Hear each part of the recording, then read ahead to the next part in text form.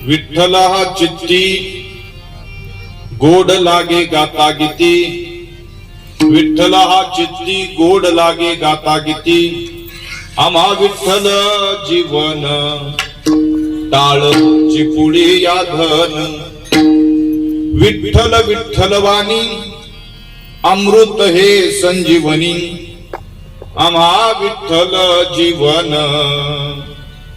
टाळ चिपुडी या धन, रंगला या रंगे तुका विठ्ठल सर्वांगे, आम्हा विठ्ठल जीवन टाळ चिपुडी या धन, पांडुरंगा करू प्रथम नमन,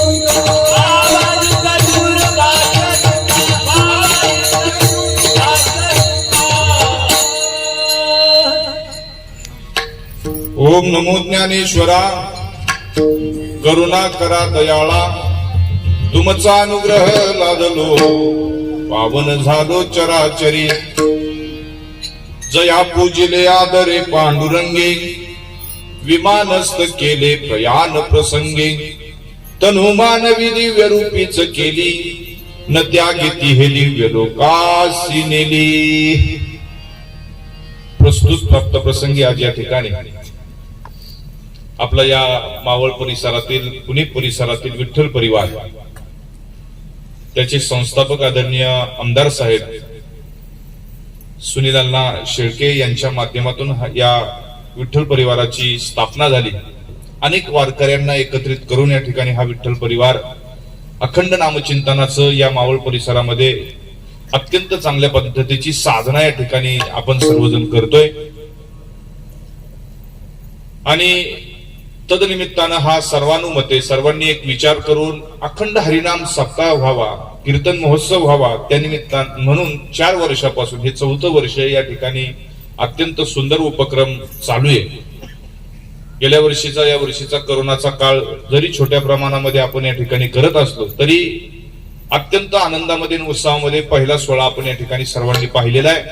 असो, त्याच्यामध्ये सर्व काम करणारे आपले अधिकार संपन्न टाळकरी आहेत, ही सगळीच मंडळी या ठिकाणी हे नामचिंतनाचं नामस्मरणाचं काम सगळी मंडळी करतायत. सगळे गायक, सगळे वादक, सगळ्यांना वंदन करून ज्यांनी मला या ठिकाणी येण्यासाठीचं निमंत्रण दिलं, आदरणीय हरिभक्ती परायण, खर तर पुणे परिसरामध्ये आणि आपल्या परिसरातील कीर्तनकारांमध्ये एक उंचीचं आणि एक आदरानं नाव घेतलं जातं. हरिभक्तीपरायण नितीन महाराज काकडे असतील, त्यांच्या माध्यमातून हा सेवेचा निरोप, आणि मग हा निरोप दिल्यानंतर इथपर्यंत येत असताना या कार्यक्रमाची रूपरेषा आणि कार्यक्रमाची माहिती ज्यांच्या माध्यमातून मला प्राप्त झाली, हरिभक्तीपरायण युवा सन्मित्र गणेशजी महाराज जांभळे असतील, यांच्या माध्यमातून या सगळ्या कार्यक्रमाची, या उपक्रमाची माहिती या ठिकाणी प्राप्त झाली. आणि म्हणून सुंदर असं वातावरण या कीर्तन महोत्सवाचा आजचा पहिला दिवस जरी असला तरी वातावरण अत्यंत सुंदर आहे, फ्रेश. जिथं नामाचं चिंतन होतं तिथं त्या ठिकाणी सगळी विघ्न निघून जातात. मंडप सुंदर आहे, लाईट सुंदर केलेली आहे, साऊंड सिस्टमही खूप सुंदर आहे, बसलेली सगळीच माणसं त्या ठिकाणी चांगली आहेत. अधिकार संपन्न टाळकरी, तबला वादक, मृदंग वादक, सगळ्यांना वंदन करून ज्या विठोबाचं चिंतन आपण या ठिकाणी करतोय, आपलं भाग्य एक सगळ्यात मोठं आहे की पंढरीचा पांडुरंग परमात्मा जगासाठी देव आहे, पण महाराष्ट्रासाठी आमचं कुलदैवत आहे. तुकाराम महाराज म्हणतात की ज्याचं वेळ संकादिकाला लागलं, ज्याचं वेळ ब्रह्मादिकाला लागलं, ज्या देवासाठी ब्रह्मादिकांनी वेड व्हावं, संकादिकांनी वेड व्हावं, 88 सहस्र ऋषींनी पंढरपूरमध्ये येऊन गोंधळ घालावा, ही पांडुरंगाची उंची आहे. आणि म्हणून आमच्या संतांचं सांगणं ज्ञानोबाराय म्हणतात, उपनिषेदे जे गाती योगीर धैर्य घोनी आहाती तयाते संकाधिक पाहती पोटाळोनी तोही अंथरुणातळी दडे येरी नेती नेती म्हणून बहुडे जेथ संकाधिक वेडे पिसे जाहले तुका म्हणे जाते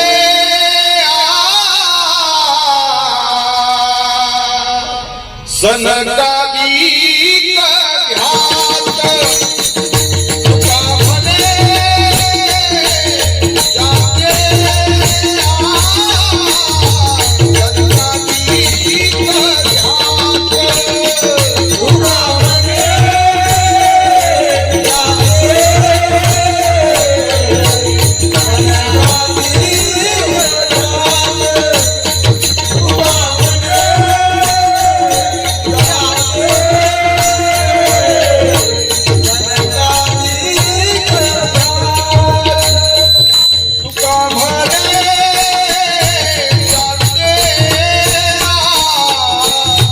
सनकाधिक ध्यात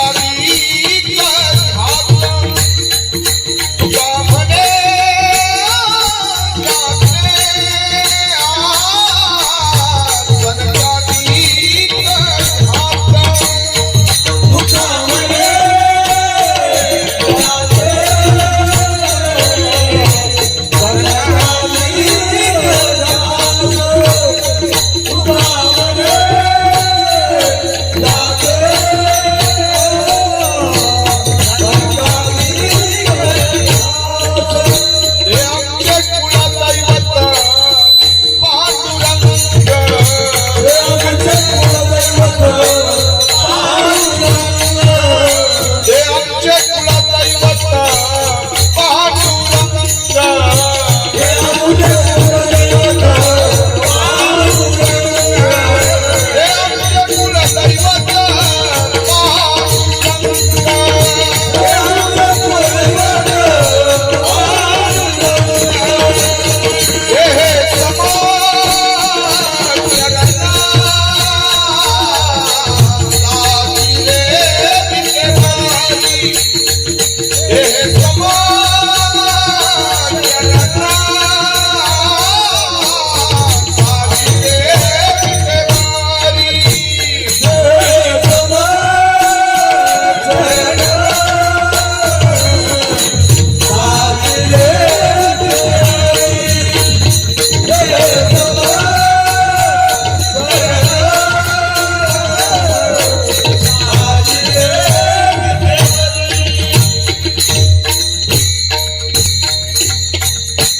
म्हणे पांडुरंगाचं वर्णन करतात देहे समचरण साजेले विटेवरी आणि पहा भीमा तिरी विठ्ठल रूप त्याचं रूप पाहायचंय ना तो भीमेच्या तीरावरती कटेवरती हात ठेवून कसा उभा राहिलाय त्याचे समचरण पहा त्याचे मुख पहा त्याला पहा का तो संकाधिकाचा आणि ब्रह्माधिकाचं ध्यान आहे तो आमच्या महाराष्ट्राचं वैभव आणि महाराष्ट्राचं कुलदैवत आहे म्हणून मी बऱ्याच वेळा बोललो असेल जे भाग्य महाराष्ट्राला लाभलं ते भाग्य इतर कुठेही नाही इतर कोणत्याही राज्याला नाही कोणत्या गावाला नाही कोणत्या देशाला नाही जगातल्या आमच्याकडे पैसे आल्यानंतर जगातल्या अनेक देशामध्ये फिरायला जाता येईल अमेरिकेला जाता येईल पैसे असल्यानंतर काय आता जरी विमानं बंद असलं तरी नंतर जाऊ काय हरकत आहे जाता येईल अमेरिकेला इंग्लंडला जाता येईल फ्रान्सला जाता येईल चीनला नको बावळट येते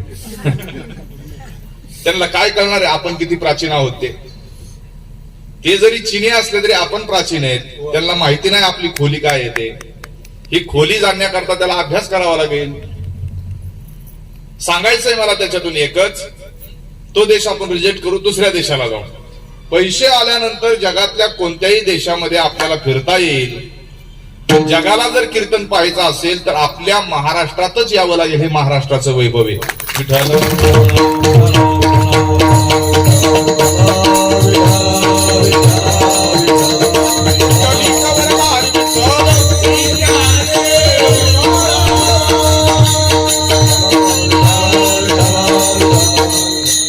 महाराष्ट्राचं काय वैभव असेल तर ही कीर्तनाची भव्य आणि दिव्य असणारी परंपरा ह्या महाराष्ट्रामध्ये काकडा महाराष्ट्राच्या बाहेर नाही काकडा फक्त महाराष्ट्रात आहे कीर्तन महाराष्ट्राच्या बाहेर नाही, कीर्तन फक्त महाराष्ट्रात आहे. संत ज्ञानोबाराया तुकोबाराया जगात कुठेच नाहीत. ज्ञानोबाराया तुकोबारायाला पाहायचं असेल तर पुण्यात यावं लागतं. काय वैभव, याच्या इतका मोठेपणा जगात दुसरा कोणताच नाही. जगात बाकी सगळं मिळेल पण जगात ज्ञानोबाराया नाही मिळणार. जगात बाकी सगळं मिळेल पण जगात तुकोबाराया मिळणार. बाकीचं काय करायचं आपल्याला? एवढं सार आपल्याकडे असताना बाकीच्याचं काय घेणे देणे? बाकीच्याची गरज नाही. बाकी काही नसतं तरी चालेल, आपल्याला फक्त ज्ञानोबाराया तुकोबाराया पाहिजेत. म्हणजे तिथपासून इथपर्यंत जेवढे संत ते आपल्याला पाहिजेत, कारण त्यांनी विठ्ठलाची भक्ती केली म्हणून ते पाहिजेत. विठ्ठल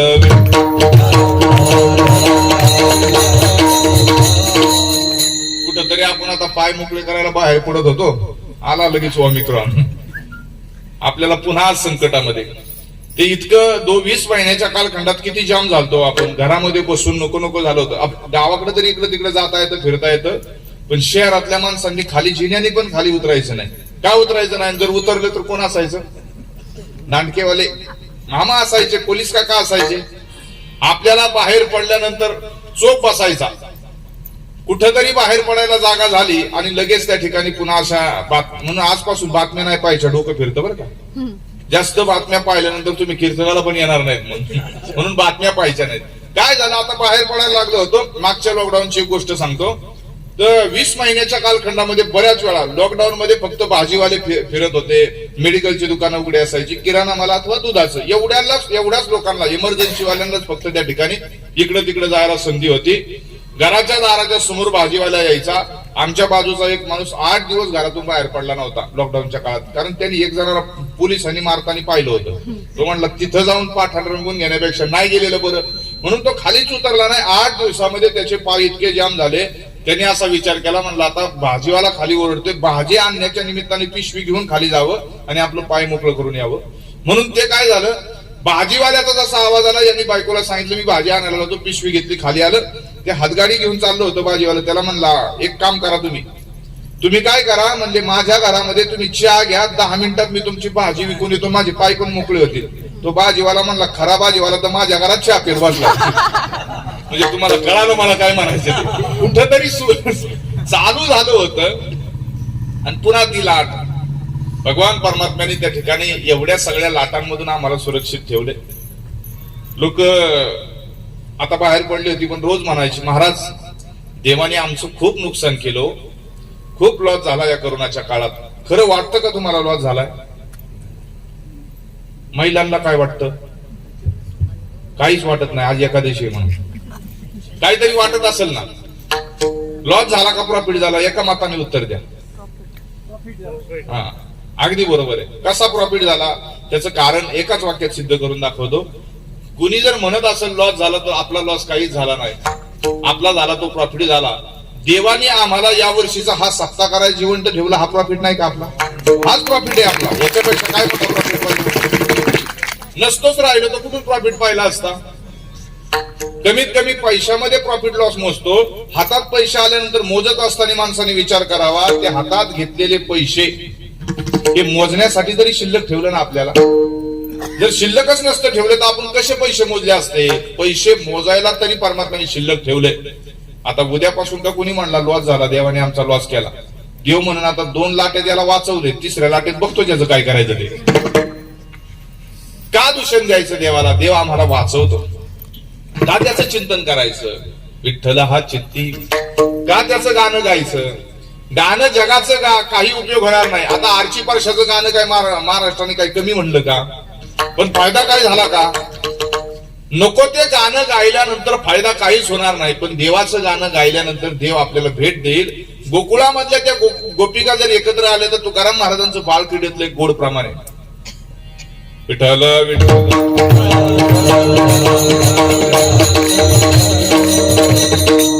जर आपल्याकडे महिला जर 4 एकत्र आल्या, 5 महिला एकत्र आल्या, 10 महिला एकत्र आल्या, तर तुम्ही काय गप्पा मारता?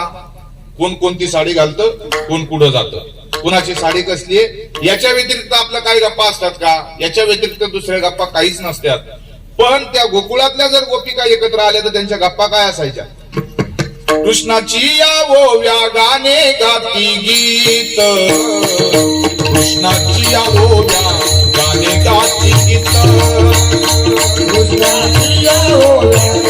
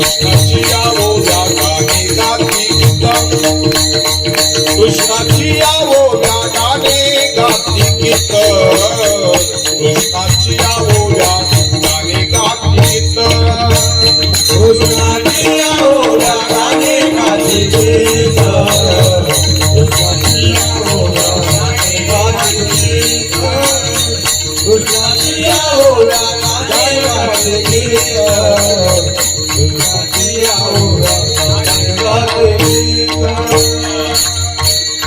महाराज म्हणतात त्या गाणं कुणाच्या गायच्या? कृष्णाची या ओव्या. घराचं गाणं नाही. गाणे गाती गीत कुणाचं? कृष्णाचं. ओव्या कृष्णाच्याच, गाणी कृष्णाचीच. बाकी कृष्णाशिवाय त्यांना काही दिसत नव्हतं. कृष्णाशिवाय त्यांना काहीच आठवत नव्हतं. तुकोबाराय सांगतात कृष्णमय चित्त झाले त्यांचे, ही अवस्था. म्हणून गाणं कुणाचं गायचं? खरं तर पूर्वी जात्यावरची गाणी असायची. जात्यावरची गाणी आजही आपल्या मावळ प्रांतामध्ये जुन्या माता भगिनी गातात. कारण या जात्यावरच्या गाण्यांना छत्रपती शिवाजी महाराजांना काही मावळे मिळवून दिले. आमच्या पुण्या परिसरातल्या मावळ प्रांतातल्या माता भगिनी म्हणायच्या पहाटे उठल्यानंतर, पुन झालं जुनं अरे जाऊ घोर परगण्याला, अरे सोन्याची पायरी राजगड तोरण्याला. सकाळी सकाळी पहाटे उठून त्या ठिकाणी जात्यावरचं दळण दळत असताना त्या म्हणायच्या, अरे सोन्याची पायरी माझ्या राजांना राजगड आणि तोरण्याला बसवलेली आहे. घरातली पोरं झोपेमध्ये गाणी ऐकायची आपल्या आईचं, आपल्या आजीचं. आणि उठल्यानंतर पोरं म्हणायची, आई हा शिवाजी राजा कोण ग? आजी हा शिवाजी राजा कोण? मग त्या आजीने सांगायचं, बाळा ज्याने राजगड आणि तोरणाला सोन्याच्या पायऱ्या बसवल्यात ते शिवाजी राज.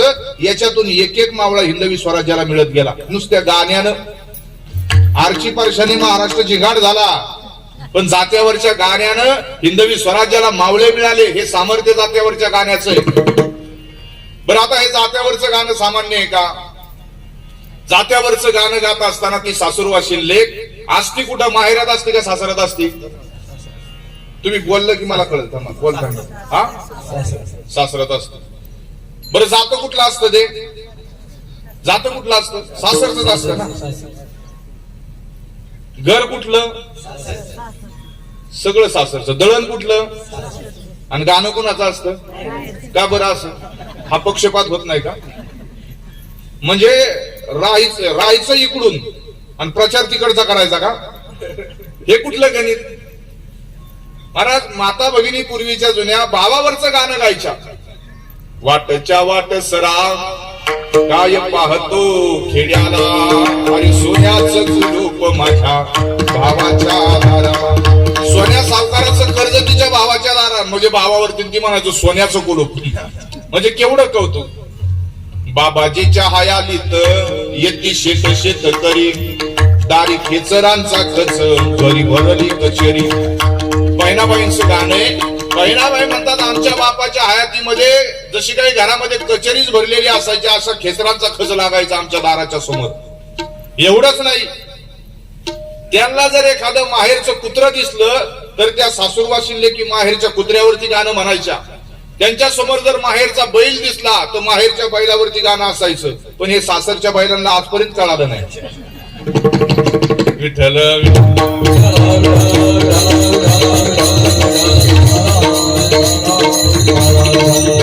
काय गाणं असायचं आमच्या जनाबाईचं जात्यावरचं? काय म्हणत तुम्ही? कुणीच म्हणत. सुंदर माझे जाते गे फिरते बहुत, सुंदर माझे जाते गे बहुत, सुंदर माझे जाते गे फिरते बहुत, सुंदर माझे जाते गे हो जगा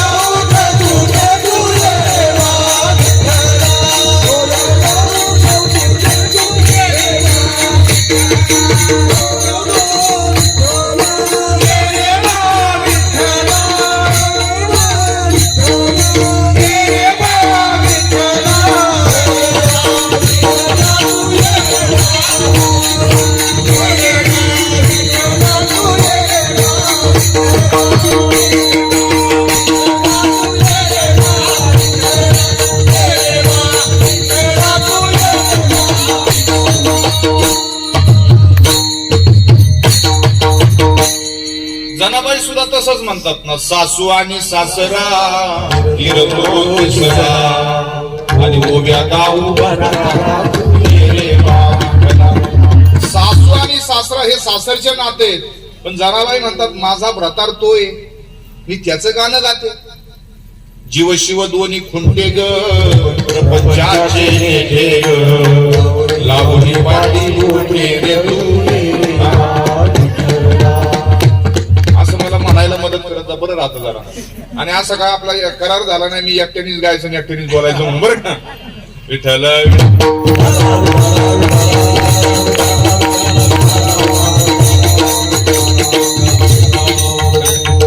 तिथं पण आले जनी गाणे गाईल. हा असंच आहे ना. हा. जनाबाई तिथं सांगतात, जनाबाईने सुद्धा नामदेव महाराजांच्या घरी राहत असताना 14 माणसांचं दळण दळलं. आता जात्यावरची दळणं राहिली नाहीत, पण लोक काय तोंडाने कमी दळणं दळतात का. महाराज जात्यावरचं दळण जसं बंद झालं ना, तसं तोंडाचं सुद्धा दळण बंद झालं पाहिजे. संत सांगतात की नरकाची वाट आहे. लोकांची निंदांचा आडी करायला लागलो ना, आपल्याला कुठंच ठेवत नाही, नरकाला जावं लागतं. म्हणून जनाबाई सांगतात की बाबा असं पूर्वीचा कालखंड सांगत होतो की मी बाबा हा सासरचा राहणं सासरमध्ये असायचं, गाणं माहेराचं असायचं. तसं या जीवाला सुद्धा, जीव आपल्या शरीरामध्ये राहणारा जीव हा वधू आहे, सून आहे, या शरीरामध्ये वधू आहे. पण गाणं मात्र पांडुरंगाचं गातो. पांडुरंगाचं गाणं किती गोड लागतं. तसं तुकोबाराय सांगतात हा एकदा विठ्ठल चित्तामध्ये ठसला ना, तो गाण्यासाठी गोड लागतो. का बरं. त्याच गाणं का गायचं, विठ्ठलाचंच का गायचं. तुकाराम महाराजांच्याच भाषेत आपण उत्तर देऊ. फायदा काय आपल्याला.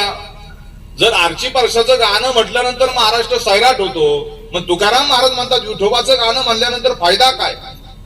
तुका म्हणे गीती गाता नामे घ्यावी सायुज्यता, नामे घ्यावी सायुज्यता, नामे घ्यावी सायुज्यता.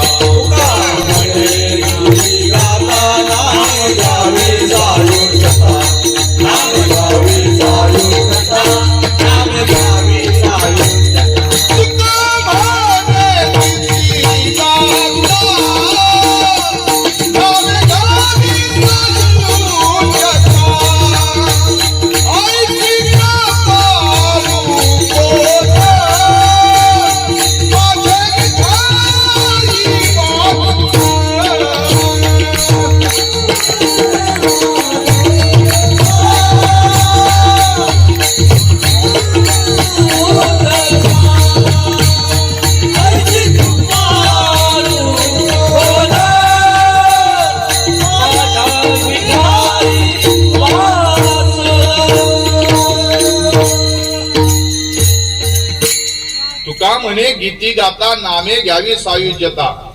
फायदा काय. त्याचं गाणं गायल्यानंतर सायुज्य नावाची मुक्ती पाठीमागे लागते. हे फक्त तुकाराम महाराज म्हणत नाहीत. एका जनार्दनी हरी हरी म्हणता मुक्ती सायुज्यता पाठी लागेल.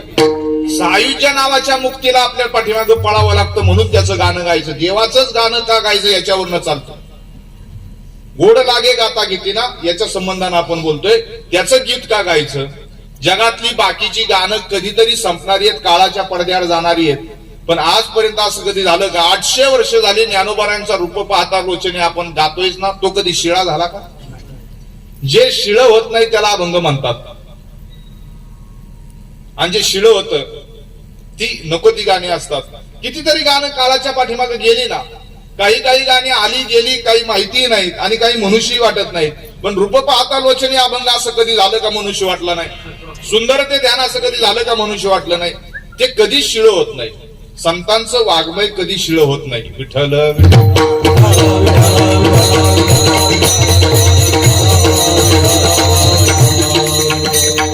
तुकाराम महाराजांच्या चित्ताला सगळ्यात जास्त काय आवडला असेल तर विठ्ठल आवडला.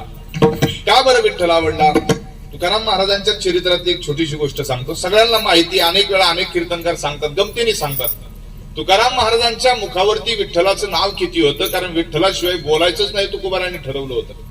बोलण्याची नाही आणि आता एका देवाविन काही. तुकाराम महाराजांचा निर्णय, दुष्काळ म्हणजे त्या काळचा लॉकडाऊन होता आणि एवढ्या भयंकर दुष्काळामध्ये तुकाराम महाराजांची बायको श्री एक अण्णांना करता गेली.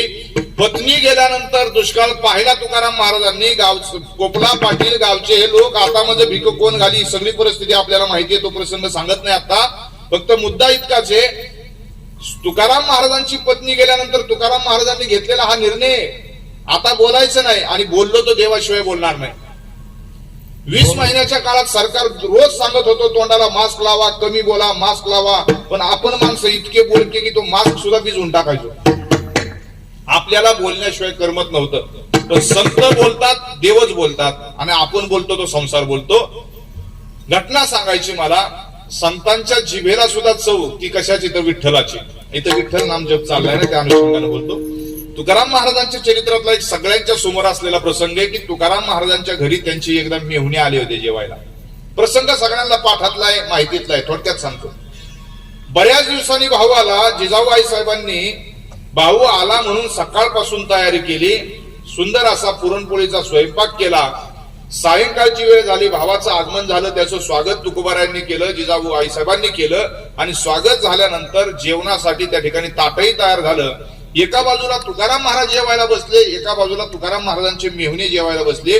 जेवत असताना तुकाराम महाराज त्यांच्या आवडीनं ते खात होते आणि तुकोबाराचे मेहुणे सुद्धा जेवत होते. तेवढ्यामध्ये जिजाऊ आई साहेबांनी तुकाराम महाराजांना विचारलं किंवा म्हटल्या, अहो कितीतरी दिवसातून माझा भाऊ आलाय, त्याच्याकडे लक्ष द्या, त्याला आग्रह करा, त्याला खाऊ घाला. तुकाराम महाराज म्हणले, त्याला लागतंय तेवढं तो खाईलच ना. नाही म्हणले, कमी जेवतोय आज. तुकाराम महाराज म्हणले, येताना भरपूर वडापावची दुकानं आहेत, एखाद्या दुकानात थांबला असेल. तेव्हा काही वडापाव नसतील कदाचित, कारण उल्लेख नाही ना कुठं गाथेत वडापावचा. विठ्ठल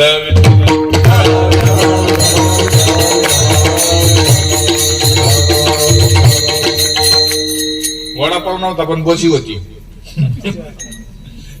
घटना सांगायची मला. जिजाबाई साहेब म्हणतात, महाराज आहो त्याला आग्रह करा तुम्ही. महाराज म्हणतात, अगं त्याला लागतंय तेवढं तो खाईल. जिजाऊ आई साहेबांना वाईट वाटलं. एखादा पाहुणा आपल्याकडे जेवायला आला तो जर कमी जेवला तर त्या माता मावल्यांना खूप वाईट वाटतं. माझं काही स्वयंपाकात चुकलंय का काय, त्यांना अशी मनाला खंत वाटते एखादा पोट भर नाही जेवला तर. जिजाऊ आई साहेबांचं तसंच झालं. तुकोबारांना जेवढं पाहिजे होतं तेवढं तुकोबारांनी खाल्लं आणि त्या दोघांचंही जेवण झालं. जेवण झाल्यानंतर शेवट मग जिजाऊ आई साहेब जेवायला बसले. जेव्हा पहिला घास तोंडात टाकला तेव्हा त्यांच्या लक्षात आलं स्वयंपाकात काय नव्हतं, मीठ नव्हतं. हा प्रसंग सगळ्यांना पाठ आहे. मीठ नव्हतं. जिजाबाईंच्या लक्षात आलं की त्या उठल्या, तडा तडा तुकोबारांच्या जवळ चालत आल्या. महाराजांना म्हणतात, तुम्हाला सांगता येत नव्हतं का? पाहुणा आल्यानंतर लाजतो. कदाचित माझा भाऊ मीठ वागायला लाजला असेल, पण तुम्हाला तर कळत होतं ना.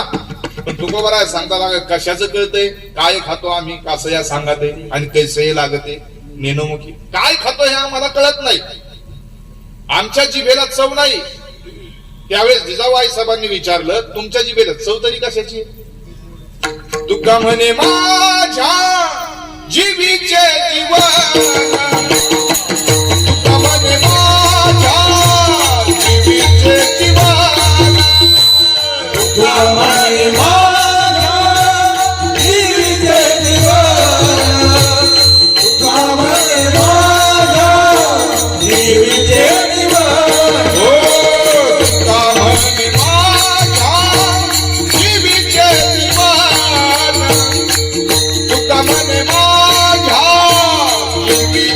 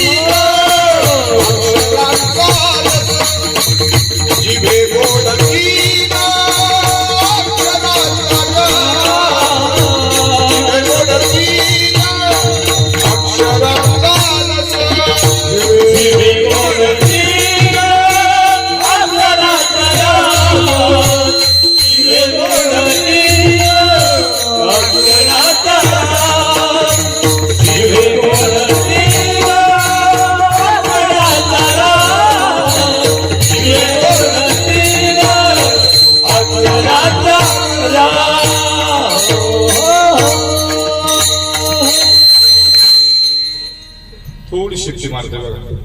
तुम्ही इतकं सुंदर लावलंय, इतकं चांगलं लावलंय म्हणून मी आज गातोय ना. तर एवढ्या पाठीमागच्या आठवड्यात मी कुठल्याच कीर्तनामध्ये गायन केलं नाही, कारण सिस्टमच मिळत नव्हती अशी. खूप गोड लागले, खूप अभंगासारखं गोड लागले. एकदा तुम्हाला इथं लावायला जमलं ना, तुमच्या असल्या 10 सिस्टीम होतील. कदाचित 10 असतील तर अधिक त्याच्या डबल होतील. पण इथलं लावणं जमलं पाहिजे. लोक नको तिथं काढी टाकतात आणि लावून देतात गरज नसताना. तिथं कल्याण नाही, पण इथं लावलं तर इथं लावल्यानंतर कल्याण होतं. हे इतकं चांगलं आहे तुमचं. तुमचं पुन्हा एकदा स्वागत. खूप छान लावलं. तुम्हाला प्रत्येक कीर्तनकार उद्यापासून तुमचं कौतुकच करणार.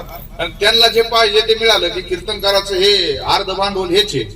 बाकी कीर्तनकाराला जास्त काही लागत नाही. पहिले हे पाहिजे, हे एकदा असलं आणि मग संगत करणारी माणसं. विठ्ठल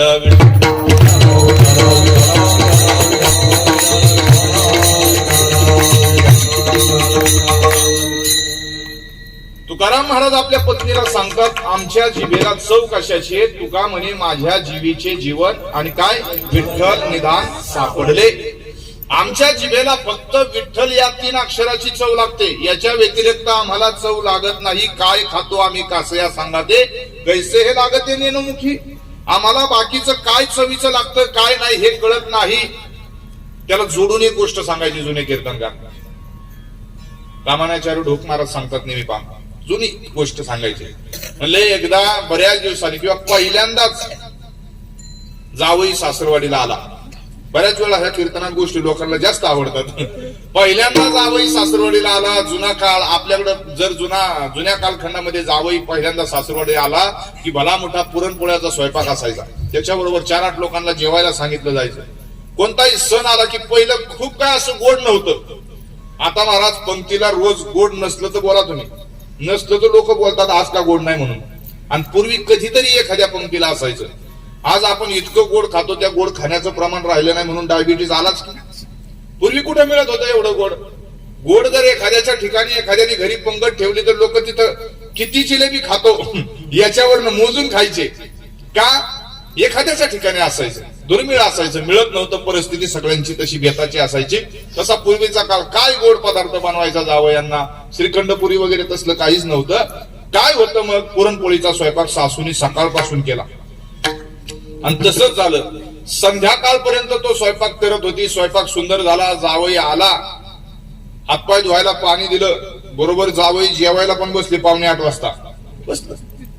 एक पोळी सगळं ताटात होतं. पोळी होती, कुरडे होती, आमटी होती, गुळवणी होती. सगळं वाढल्यानंतर जावई जेवायला लागले. घरातली माणसं जेवत होती. पण सासूचा आग्रह, जावयाने पोटभर जेवावं. एक पोळी त्या ठिकाणी जावयाने घेतली. भातही आमटी खाल्ली. सासू आग्रह करत होत्या पण जावई त्या ठिकाणी नको म्हणत होते. पण जावयाने काय झालं लक्षात आलं त्याच्या, आपल्या सासूने आपल्यासाठी सगळा एवढा चांगला स्वयंपाक केलाय. सगळं ताटात वाढले. कुरडई वाढली, पापडी वाढली, आमटी वाढली, गुळवणी वाढले, भात वाढले, पोळी आली, सगळं आले. पण आपल्यासाठी केलेली भजी चुलीजवळ तशीच येते. त्या टोपल्यामध्ये भजी तशीच होती.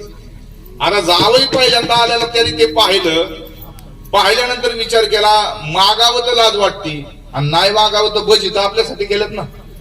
हा प्रश्नच ना शिल्लक. मागणार कसं? लाज वाटती. पहिल्यांदा आलो सासूकडे कसं मागायचं? आणि नाही मागावं तर भजी आपल्यासाठी केल्यात. पण जावईले डोकेबाज असतात. फक्त दोंड्याचा महिना येऊ नये असा तर सासरवाडीचा काढा काढतात. जावई आधीच ते डाव आग्रह तो काय साधा डोकेबाज का? मग काय केलं त्याने? मग विषय काढला मध्ये. म्हणले, मामी तुमचं नशीब चांगलं. मामी म्हणले, आतापर्यंत चांगला जेवत होता ना, आता काय झालं? नाही म्हणले, तुमचं भाग्य चांगलं नाही, तुमच्या मुलीचं कुंकूच बळकट म्हणायला लागलं. मामी म्हणली, काय गडबड झाली जावई बापू? झालं काय ते तरी सांगा ना. नाही म्हणले, तुमचं कदाचित नशीबच चांगलं असावं. नाही, तुमच्या मुलीचंच कुंकू बळकट. पण झालं काय बापू ते तर सांगा. काय नाही म्हणले, गावामध्ये येताना काय झालं, तुमची कमान लागली गावची. आणि त्या गावाच्या कमानीतून जसं आतमध्ये आलो तिथं भला मोठा साप. मामी म्हणली, केवढा? जावानी सांगितलं, त्याचं शेपूट माझ्या ताटाबशी तर त्याचं तोंड पाशाच्या टोपल्या बशी. आता मामीला कळालं साप केवढा होता ते. मी हे कशा करता सांगितलं? आपल्या जिभेला चव नको त्याची आणि संतांच्या जिभेला चव कशाची? नामाची. तुकाराम महाराज सांगतात अमृत दयाच्या भीके पुढे अमृत दयाच्या भीके पुढे जिभे गोड पीन अक्षराचा रस जिभे गोड पीन अक्षराचा रस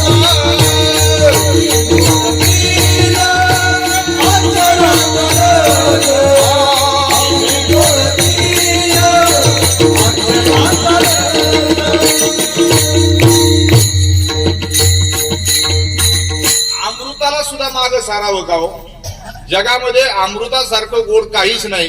पण नामदेव महाराज सांगतात अमृताहुनी गोड काय गोड आहे? नाम तुझे देवा आणि मन माझे केशवा. का बरं देवा? अमृतापेक्षा गोड तुझं नाम आहे. जगात सगळ्यांनी श्रेष्ठ ठरवला अमृताला, पण अमृताला सुद्धा जर कुणी लाजवलं असेल तर ते नामाने. नाम गोड नाम गोड पूर्वी कोडाचे ही कोड. तुकाराम महाराजांचा अभंग आहे. नाम इतकं गोड नामा इतकं गोड काहीच नाही. तुम्ही म्हणा साखर गोड, साखर पण नाही. सगळ्यामध्ये जास्त गोड काय असेल तर ते नाम आहे. म्हणून अभंगाच्या पहिल्या चरणामध्ये तुकोबाराया सांगतात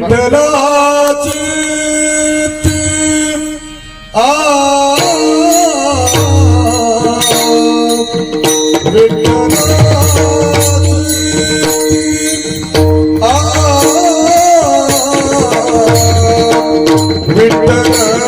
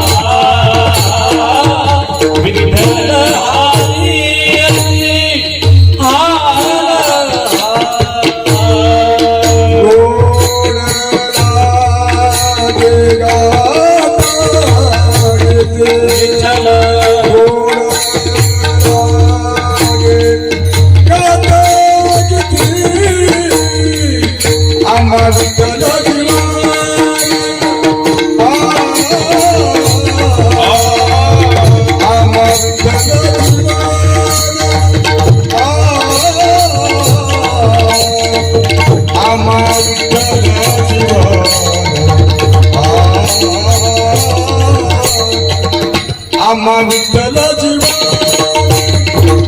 आम्हा विठ्ठल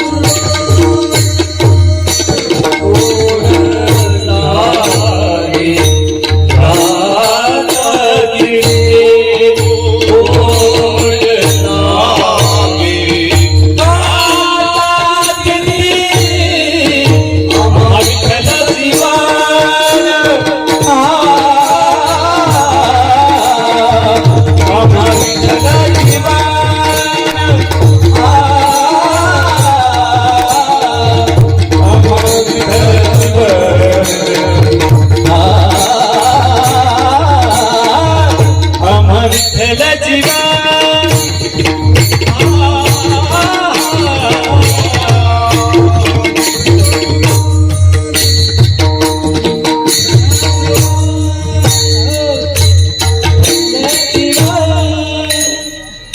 हा चित्ती आणि गोड लागे गाता गीती. महाराज सांगतात आमच्या चित्तामध्ये काय, आमच्या चित्तामध्ये विठ्ठल, संतांच्या चित्तामध्ये विठ्ठल आहे आणि आपल्या चित्तामध्ये आता ओमिक्रॉन नाही तर कोरोना आहे. आता काय करायचं, तोच येऊन बसलाय ना. पण त्याला सुद्धा हटवण्याचं आणि बाजूला लावण्याचं सामर्थ्य आपल्या नामाचं आहे. ही नामाची ताकद आहे. तर नामाच्या चिंतनानं 12 वाटेनं विघ्न पडून जातात. आपण बऱ्याच वेळा ऐकलंय. सप्ताहाच्या कालखंडामध्ये इतकं नामस्मरण आपलं होणार आहे की शेवटी पेपरला देतील अण्णा, कदाचित अण्णांचे बंधू पेपरला देतील की आम्ही अखंड हरिनाम सप्ताह या मावळमध्ये काने फाटेच्या पलीकडे या सेवाधाम मध्ये केला. इथून त्या ठिकाणी या नामचिंतनाची एवढी ताकद की ओमिक्रॉन आणि कोरोना पुण्यातून पळून गेला. असं येईल, असं व्हावं. महाराज आपल्याला इतरांपेक्षा झळ कमी आहे. का कमी आहे त्याचं एकमेव कारण ज्ञानोबाराय तुकोबाराय आमच्या पुण्यात राहतात म्हणून झळ कमी आहे आपल्याला. हे भाग्य आहे आपलं. जगात अनेक डोंगर असतील पण भंडाऱ्यासारखा नाही, भामचंद्रासारखा नाही, गोराडेश्वरासारखा नाही. हो, ज्या डोंगरांकडे पाहिल्यानंतर आपल्याला त्या ठिकाणी मोक्ष आणि मुक्ती मिळते हे सामर्थ्य. ज्या डोंगरावरती तुकोबाराय नुसते गेले ते डोंगर पाहिल्यानंतर आपल्याला मोक्ष आणि मुक्तीला प्राप्त होतं हे सामर्थ्य तुकोबारायांच्या डोंगरांचं. आणि त्या डोंगरांच्या बाजूचे जात ना, भाग्य आहे आपलं की या रस्त्याने तुकाराम महाराज चाललेत. हो, देव त्यांच्या पाठीमागे चालायचे. विठ्ठल विठ्ठल विठ्ठल हा चित्ती गोड लागे गाता गीती. माऊलीला विचारलं होतं तुम्हाला काय आवडतं. माझ्या जीवीची आवडी पंढरपुरा नेईल गुडी. मला पण विठोबा आवडतो. तुझी आनवाही न गा देवराया किती आवडतो. बहु आवडसी जीवापासून या कानडिया विठोबा कानडिया बहु आवडसी जीवापासून या. इतका विठ्ठल आवडावा. आपल्याला सगळ्यात प्रिय जर काय असेल, आपला जीव प्रिय आहे आपल्याला. पण माऊली म्हणतात मला माझा जीवही प्रिय नाही, माझ्या जीवापेक्षा माझा प्रिय काय असेल तर कानडिया विठोबा कानडिया. बाप रखमा देऊवर विठ्ठलू राया आणि बहु आवडसी जीवापासून या कानडिया विठोबा कानडिया बहु आवडसी जीवापासून या. माऊलींना सुद्धा त्यांच्या जीवनामध्ये जीवापेक्षा अधिक काय आवडलं तर विठोबा आवडला. आमच्या नाथ महाराजांना विचारा, नाथ महाराजांचं तेच उत्तर आहे. आमच्या कुळीचे दैवत कृपाळू हा पंढरीनाथ. आमच्या कुळाचं दैवत विठोबा आहे असं नाथ महाराज तिथे सांगतात. तुकाराम महाराजांना विचारलं, तुकाराम महाराज सुद्धा सांगतात आम्हाला बोलावा विठ्ठल पहावा विठ्ठल करावा विठ्ठल जीव भाव. महाराज सांगतात आम्हाला विठोबापेक्षा जास्त काहीच आवडलं नाही. महाराजांचा एक गोडा अभंग आहे पहा. विठ्ठल मूचे जीवन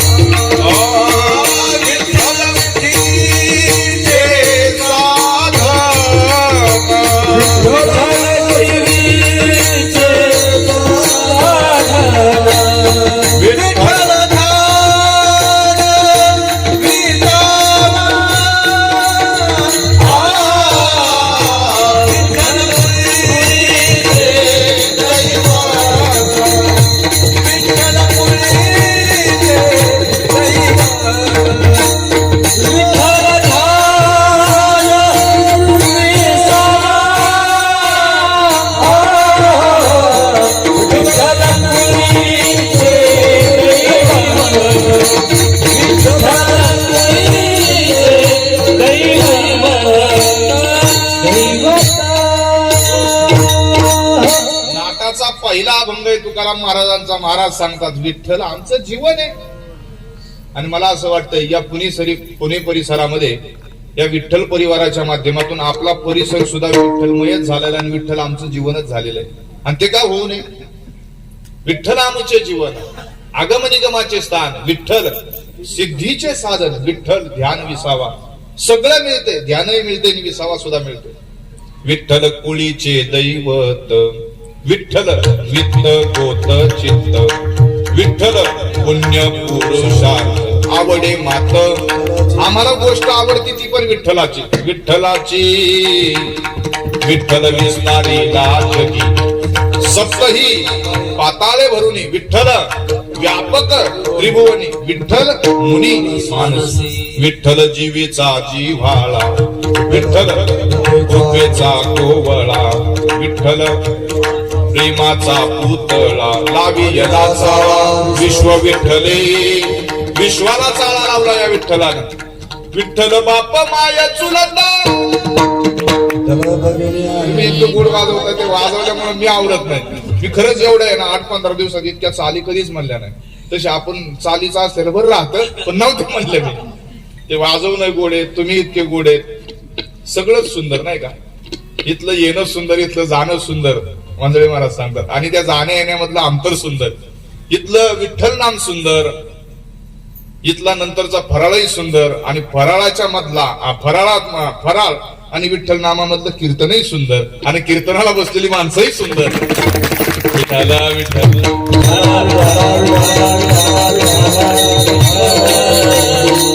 विठ्ठल बाप माया चुलता.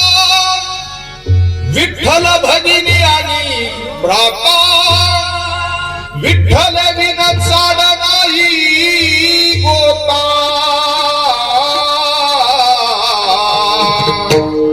तुका म्हणे आता नाही दुसरे. महाराज सांगतात नको आता दुसरं. त्याच्याशिवाय एकदा त्याला पाहिलं दुसरं काय लागतं. दुसरं काहीच नको. तस महाराजांचा एक घोडा भंग आहे दुसरा. आमच्याकडे आयऱ्यामध्ये कीर्तन जर असेल तर आम्हाला प्रमाणातच बोलावं लागतं. त्याच्याशिवाय बुवाची प्रामाणिकता सिद्ध होत नाही.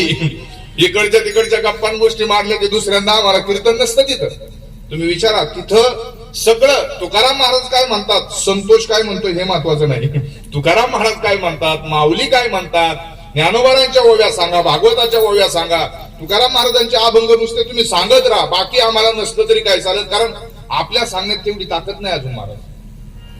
ज्ञानोबारांच्या सांगण्यात तुकोबारांच्या सांगण्यात जी ताकद आहे ती कीर्तनकाराच्या सांगण्यात असतेच असं नाही. पण जो अधिकारी महात्मा असेल तर त्याच्या सांगण्यात तेवढी ताकद असते. चला तुकाराम महाराज आपल्या हाताला आणि आपल्या पायाला सांगतात सकळ इंद्रिया ही माझी विनंती नका होऊ परती पांडुरंगा.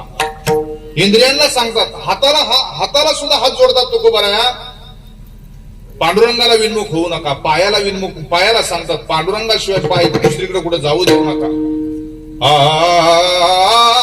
घेई घेई माझे वाचे.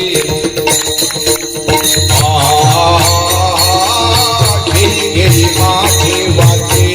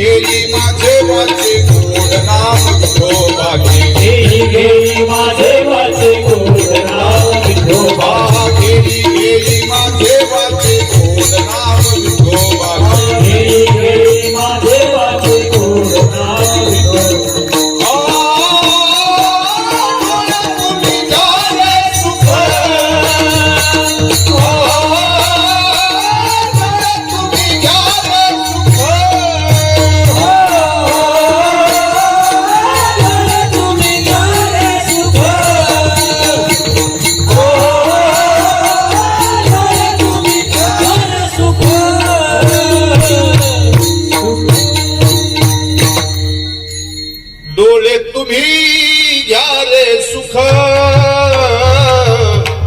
पहा विठोबाचे मुख. तुम्ही आई का रे कान माझ्या विठोबाचे गुण. डोळे तुम्ही घ्या रे सुख. आता सांगा बरं आनंद आहे, असं कुठल्या गाण्याने आनंद दिला हो आपल्याला? कुठल्या गाण्याने असं डोलायला असं लावलं? हा, डीजेवरची पोरं नाचतात ना, असं नाही. मी असं म्हणेल, एखादं गाणं वाजलं, डीजे वाल्याने जर ते चांगल्या पद्धतीने वाजवलं तर गावातली पोरं, वरातीत पोरं नक्कीच नाचतील.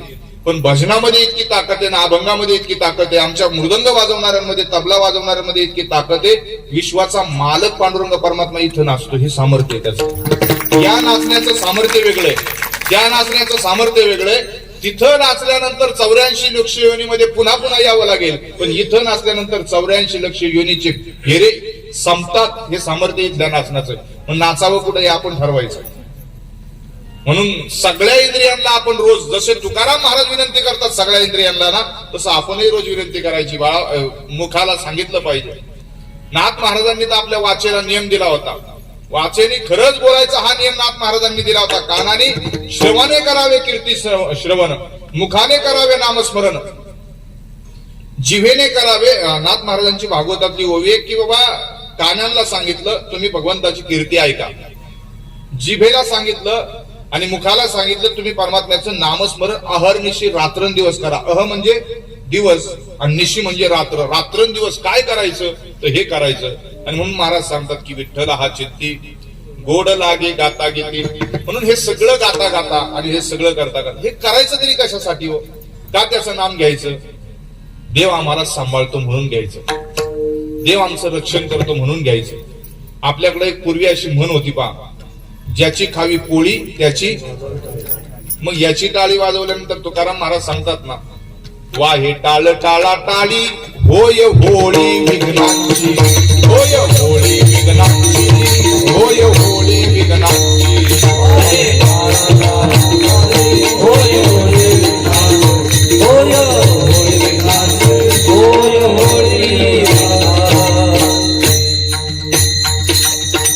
आपल्या जीवनामध्ये जर विघ्न जावीत असं वाटत असेल तर कीर्तनामध्ये बसल्यानंतर टाळी वाजवावी. कीर्तनामध्ये जर टाळी वाजवली तर आपल्या जीवनातली विघ्नांची होळी होते. म्हणून वाहे टाळ टाळा टाळी होय होळी विघ्नांची. पण लोक नेमकी उलट करतात, तिथंच टाळाटाळ करतात टाळी वाजवायला. उद्यापासून सावध. एखाद्या कीर्तनकाराने एखादं चांगलं वाक्य एखादून गेलं, चांगलं गायलं, चांगलं वाजवतात मंडळी, त्यांच्यासाठी उद्यापासून न सांगता टाळ्या झाल्या पाहिजेत. मी आज सगळं वातावरण हे करून फ्रेश करून जातोय की जेणेकरून आपल्याला टाळी वाजवल्याचा फायदा होईल. पहिली गोष्ट, टाळीचा फायदा आपल्या जवळच्या असणाऱ्या विघ्नांची होळी होते. टाळी वाजवणाऱ्याच्या जवळचं पाप निघून जातं. बाकीची माणसं म्हणते मग निघून जातं तर कुठं जातं? विचारणारी माणसं असतात. जो टाळी वाजवत नाही त्याच्या डोक्यावर जाऊन बसतो. टाळी वाजवण्याचा दुसरा फायदा, दिवसभरामध्ये 300 वेळा जर आपली टाळी वाजली तर त्या दिवशी आपल्याला हार्ट अटॅकचा झटका येत नाही. आणि ती जर विठ्ठल नामाच्या समोर किंवा विठ्ठल नामाबरोबर वाजली तर त्या दिवशी आपल्याला हार्ट अटॅकचा झटका येत नाही. हे गॅरंटी नाही, विज्ञान आहे याच्यातलं टाळीतलं. म्हणून तर टाळी वाजवावी.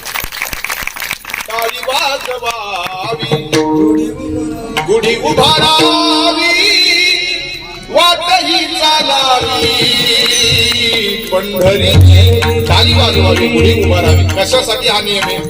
याच्यातलं सुद्धा विज्ञान सांगितलं सांगताना.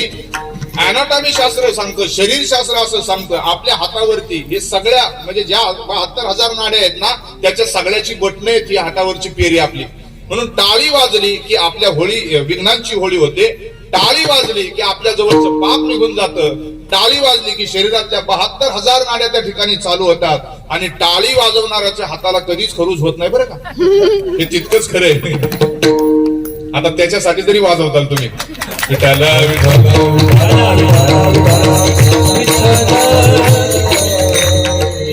मी याच्यासाठी बोलत होतो की परमात्म्याच्या नामाचं चिंतन. आणि मग देव आमचा कसा होतो, देवाला आमचं का म्हणावं? अभंग झाला नाटाचा गाऊन, विठ्ठल आमचे जीवन. देव आम्हाला सांभाळतो म्हणून त्याच्यासाठी टाळी वाजवावी. देव आम्हाला सांभाळतो म्हणून त्याच्यासाठी गावं. देव आम्हाला पोचतो म्हणून त्याच्याकडे जावं. महाभारताच्या युद्धामध्ये असं झालं. दृष्टांत आणि सिद्धांत लक्षात येतो ना. एकदा सिद्धांत लक्षात आला की अभंगाची भाषा लक्षात येते. एकदा महाभारताच्या युद्धामध्ये, म्हणजे महाभारताचं युद्ध याच महिन्यामध्ये झालं बरं का. मासा माझी मार्ग शिरू तुम्ही म्हणे शारंग धरू, तू माझी कुसुमा करू वसंत तुम्ही. स्थावर गिर्यांतू पुण्य पावन जो हिमवंतू तो मी म्हणे कांतू लक्ष्मीचा यक्षा रक्षगणांतू शंभूचा सखा जो धनवंतू तो कुबेर म्हणे अनंतू म्हणता झाला पक्षी जाती माझारी कुबेर गरुड तो मी अवधारी या लागी पाठीवरी मज वाहू शके या नरान माझी राजा जो विभूती विशेष माझा जया ते सकळ लोक प्रजा भवो निसेविती जेत जेत संपत्ती आणि दया दोन्ही वसती आली एक ठाया ते जाण धनंजया विभूती माझी तस ह्या सगळ्या विभूती सांगितल्या देवाने. नद्यांमध्ये गंगा मी आहे, पर्वतांमध्ये हिमालय पर्वत मी आहे. तस भगवान बोलतात नागांमध्ये वासुकी नावाचा अनंत नावाचा नाग मी आहे, वासुकी नावाचा सर्प मी आहे, वृक्षांमध्ये अश्वत्थ नावाचा वृक्ष मी आहे. तसं महिन्यांमध्ये मार्गशीर्ष नावाचा महिना खूप प्रसिद्ध आहे. म्हणून आमच्या माता भगिनी या मार्गशीर्ष महिन्यामध्ये रविवारची पूजा करतात. मग गुरुवारची करत असतात. या इकडे कशाला आल्या असत्या ते पण नाही का. चुकलं का माझं. मी ट्रॅफिक मध्ये सापडलं होतं बरं का. ट्रॅफिक मध्ये सापडली की डोक्यात गर्दी होती. मार्गशीर्ष महिना किती पवित्र आहे. एका बाजूला हा मार्गशीर्ष आणि एका बाजूला बाकीचे 11 महिने. 11 महिने एका बाजूला राहतात. त्याचं कारण सांगितलं. 11 महिन्यामध्ये जेवढं आपण पुण्य मिळतं नामस्मरणाने त्याच्यापेक्षा शतपटीनं अधिक पुण्य या मार्गशीर्ष महिन्यामध्ये आपल्याला प्राप्त होतं नामस्मरणाने. एक मार्गशीर्ष महिना जर संपूर्ण नामस्मरण केलं तर 11 महिन्याची बरोबरी नाही करीत. शतपटीनं अधिक नामस्मरणाचं पुण्य प्राप्त होतं. का. कारण भगवान परमात्म्याच्या विभूती योगाचा महिना आहे. मासात मार्ग सुरू तो मी म्हणे शारंग धरू ऋतू माझी कुसुमा करू वसंत तो मी. महाभारताच्या युद्धामध्ये 52 लाख माणसं होती. 52 लाख माणसामध्ये म्हणजे एका बाजूला 11 अक्षेणी सैन्य, एका बाजूला 7 अक्षेणी सैन्य. एक अक्षेणी म्हणजे 2.88 लाख. गुणिले जर 52 केलं तर गुणिले जर 18 केलं तर 52 लाख माणसं होती. 18 दिवसात 52 लाख माणसं गेली होती. करोनाचा देशाचा आकडा तेवढा नाही 52 लाखाचा 2 वर्षात. आणि 18 दिवसात 52 लाख गेली. काय जोक आहे का. चेष्टा नाही महाराज. पण देव कसा सांभाळतो पा. देव कसा वाचवतो. ते म्हणतात ना न मोडे काटा देव राखील त्याला मारील कोण आणि न मोडे काटा हिंडतावन. त्या महाभारताच्या युद्धामध्ये एका टिटवीचं असणारं घरटं त्या कुरुक्षेत्राच्या भूमीवर ते असं खाली होतं. जुडपात बांधलं होतं. पण आता हत्ती घोडे एवढं सैन्य त्या याच्यात फिरणार. सगळं उद्ध्वस्त झालं होतं. धावत पळत मोठा मदमस्त असणारा हत्ती धावत पळत आला होता.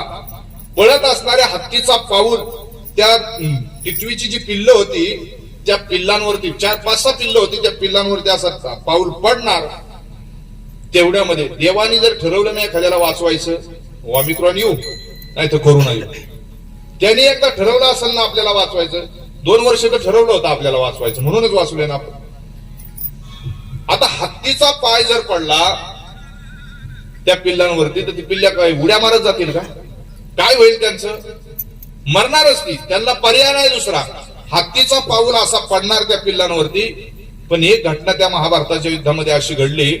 कोणीतरी बाण मारला. तो बाण हत्तीच्या गळ्यावरती साखळी होती आणि साखळीला भला मोठा घंटा होता. बाण मारल्याबरोबर त्या हत्तीच्या गळातला तो घंटा त्या ठिकाणी तुटला.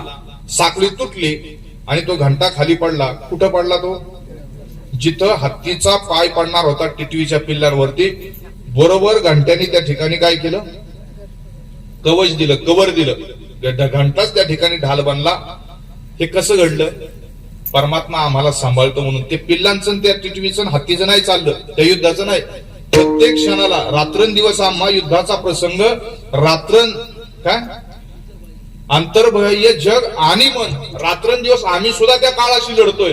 पण एवढ्या काळाच्या तडाख्यातून देव आम्हाला कशाचं ना कशाचं तरी कवच देतोयच ना. आम्हाला सांभाळतोयच ना. देव आम्हा राखे राखे घाली कळी काळाशी काखे. देव आम्हाला सांभाळतोय. देव आम्हाला राखतोय. म्हणून तुकाराम महाराज त्या ठिकाणी अभंगाच्या 2ऱ्या चरणामध्ये म्हणतात तो आमचं जीवनच झाला. आम्हा विठ्ठल जीवन आम्हा विठ्ठल जीवन आम्हा विठ्ठल जीवन आम्हा विठ्ठल जीवन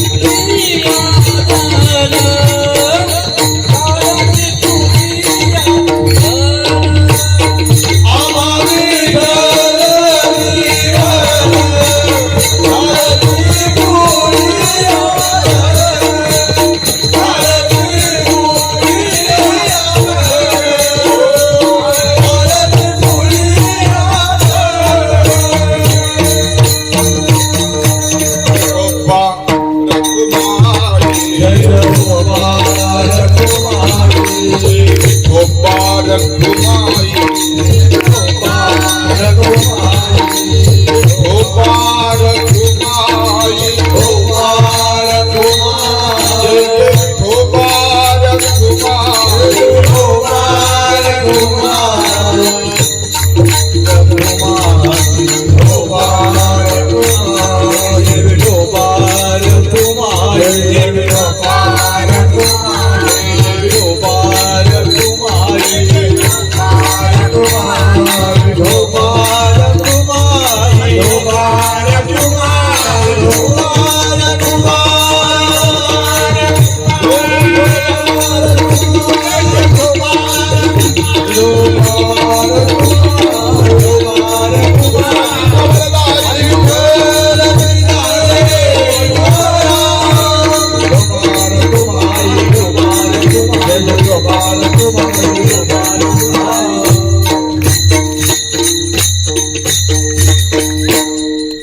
विठ्ठल हा चित्ती गोड लागे गाता गीती आम्हा विठ्ठल जीवन टाळ पुढिया धन हे भजन त्याच्याशिवाय होत नाही.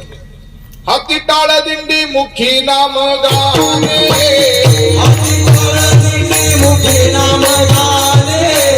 गजर होतो बहु मोठ्याने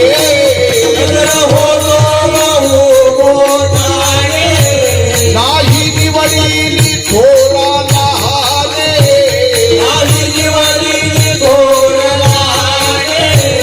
नका दिसो भिकेच्या भेटेगा वासुदेव करीतो तेरा वासुदेव करीतो तेरा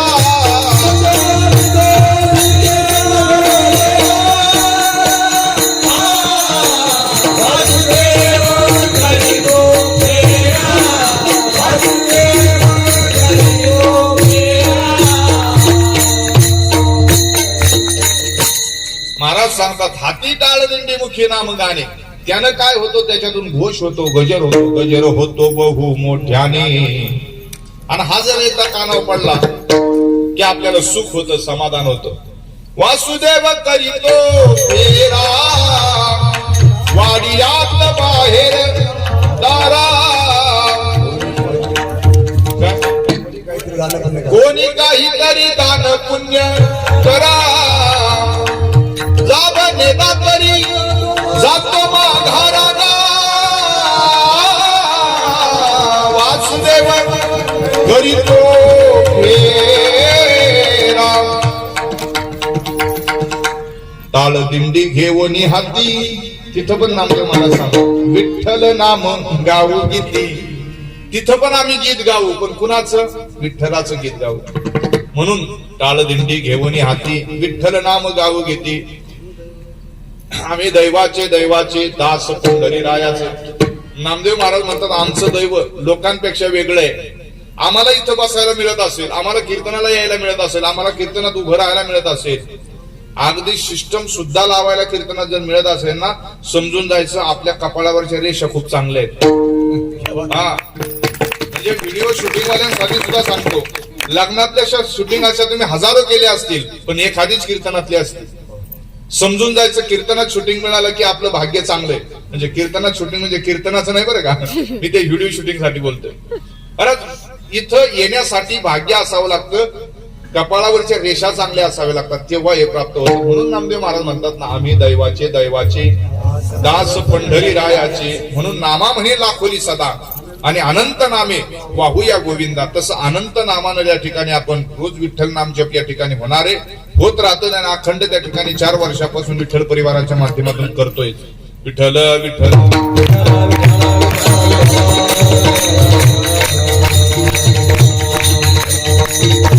म्हणून मुखानं जर विठ्ठल नाम उच्चारलं तर फायदा काय तर हे अमृतासारखं आहे आणि संजीवनी देतं.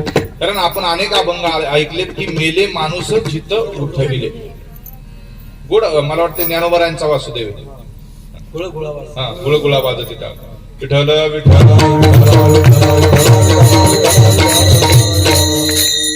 गावात हिंडे आली गावात हिंडे येथे आली देव देवीची केलीची फळे चरण नसता वाचे धुमाली ज्ञानदेवाची कांती सावली नाम कैसा वासुदेव बोलत बोल बाळा कोटी मायरी घेल मेले माणूस चित उठवील वेळ काळाचे कासी नगा कैसा वासुदेव बोलत बोल हे महत्वाचं होतं वेळ काळात एक राशील का मेले माणूस चित उठविल महाराज आपल्या कीर्तनांमध्ये बराच वेळा असं झालंय कीर्तनामध्ये माणसं झोपलेली आपल्याला आढळतात काय हरकत नाही कीर्तनामध्ये जर झोप येत असेल ना ती गोष्ट चांगली पण झोपू नका बरं नाही झोपणार कोणी नाही मी सांगतोय पण गोष्ट चांगली अचानक नकळत येत असेल तर कीर्तनामध्ये आपले आता ताजुद्दीन महाराज त्यांनी देह ठेवला कीर्तनामध्ये मला त्याच्यात थोडं पुढे बोलायचंय कीर्तनामध्ये देह ठेवणं हे एक नवल आहेच आहे पण सगळ्यात त्याच्यापेक्षा मोठं नवल तुकोबारायांच्या कीर्तनामध्ये मेलेलं पोरग जिवंत झालं हे सगळ्यात मोठं नवल आहे मेलेली माणसं जिवंत करण्याचं सामर्थ्य नाहीतरी आम्ही रोज जगून सुद्धा मेल्यासारखेच वागतो की ते एका हिंदी शायराचं मत आहे विठ्ठल जिंदा वही है जिसमें जान है अरे आकड तो मुर्दे की पहचान है जिवंत कोण आहे याच्यामध्ये जिवंतपणाचं लक्षण आम्ही जिवंत आहोत हे लक्षण आहे आणि जो जास्तच आखडलाय हे आखडणं कुणाचं लक्षण असतं ही ओळख कुणाची असते ते ताट म्हणजे एकदा जर ताट असेल तर ते कसंच हालत नाही तसंच राहतं कोण मुर्दे की पहचान आहे आपण आखडून राहायचं का लवचिक राहायचं हा संप्रदाय शिकवतो म्हणून जिंदा वही आहे जिसमें जान आहे अरे आकड तो मुर्दे की पहचान आहे तुकोबाराय सांगतात ही अमृत असणारी संजीवन आहे पण विठ्ठलाचं नाव मुखानं पहा जेव्हा जेव्हा तुकोबारायांच्या जीवनामध्ये संकट आली शिवबा कासाराच्या पत्नीनं तुकोबाराच्या अंगावरती पाणी ओतलं नाव कोणाचं घेतलं धावरे केशवा जळे माझी काया लागला वनवा आणि धावरे केशवा माई बापा तुका म्हणे माझी तू होय जननी आणि अनेक निर्वाणी कोण राखे देवाला म्हणतात देवा तू माझी आई हो तू माझा माय हो तू माझा बाप हो अजून एक तुकोबारांचा गोडा अभंग आहे येई गा तू माय बापा पंढरीच्या राया तुझ विन शिन वाटे शिन झाली काया तुझ विन शिन वाटे शिन झाली काया येई गा तू माय बापा पंढरीच्या राया देवा तुम्ही जिथं असाल ना तिथून आमच्यासाठी या तुम्ही आल्यानंतर आमचा शीन निघून जातो भाग गेला शीन गेला आणि अवघा झाला हे देवाच्या येण्यात ताकद आहे म्हणून अभंगाच्या तिसऱ्या चरणामध्ये सांगतात विठ्ठलाचं नाव मुखाने घेतलं तर आम्हाला अमृत संजीवनी मिळते विठ्ठल हे वाणी विठ्ठल हे वाणी विठ्ठल हे वाणी विठ्ठल हे वाणी विठ्ठल हे वाणी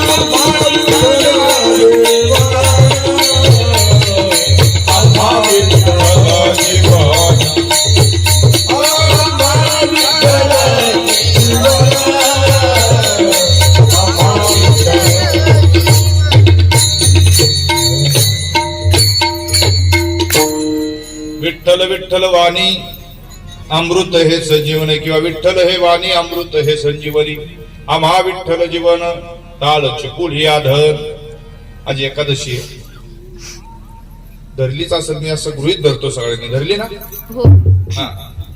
का धरायची? त्याचं कारण आहे, तुकाराम महाराजांनी सांगितलं म्हणून धरायची. 15 दिवसा एक एकादशी, कारे न करसी व्रतसार, काय तुझा जीव जातो एकादशी, फराळाच्या मिसे धनी घेसी. एकादशी धरायची 15 दिवसांनी येणारी. तुकाराम महाराज सांगतात, ज्या दिवशी आपण जाणार आहे त्या दिवशी आपल्याला यमाच्या समोर हजर केलं जाईल. त्या दिवशी यम आपल्याला विचारणार आहे, पहिली गोष्ट गळ्यात माळ होती का, दुसरी गोष्ट एकादशी करत होता का, आणि तिसरी गोष्ट पंढरपूरची वारी केली का. जीवनात या 3 गोष्टी केल्याशिवाय, त्यात 4थी गोष्ट ऍडिशनल करतो, म्हणजे एकादशी हे सगळं आलं की ग्रंथांचं पारायण येतच, ज्ञानेश्वरीचं भागवताचं गाथेचं पारायण येतच. आपण आजच आपल्या मनाला सांगून टाकायचं, या 3 गोष्टी केल्याशिवाय मला मरायला परवानगी नाही. कोणत्या 3 गोष्टी? मला मरता येणार नाही 3 गोष्टी केल्याशिवाय, कोरोना जरी असला तरी. काय? एकादशीचं व्रत, दुसरी गोष्ट पंढरपूरची वारी, आणि गळ्यामध्ये तुळशीची माळ. या 3 गोष्टी केल्यानंतरच त्या ठिकाणी मरायचं. त्याच्यासाठी एखादा घालायचाच नाही म्हणून नंतर घालू, मरायच्या दिवशी घालू म्हणत. आणि मरायच्या दिवशी असंही तुळशीचं पान कोणीही तोंडात टाकतच की. संतांचं सांगणं आहे आम्हाला, लोकांनी आपल्या तोंडामध्ये तुळशीचं पत्र किंवा तुळशी पान ठेवण्यापेक्षा जिवंत असताना आपणच आपल्या देहावरती तुळशी पत्र ठेवायचं. आणि हा देह ज्यांनी दिला, जेने हा जीव दिला दान, तयाचे करीन चिंतन, जगत जीवना नारायण गायीन गुण. हा सगळा देह, म्हणजे हा देह ज्याने दिला मी हा त्याला समर्पित करीन.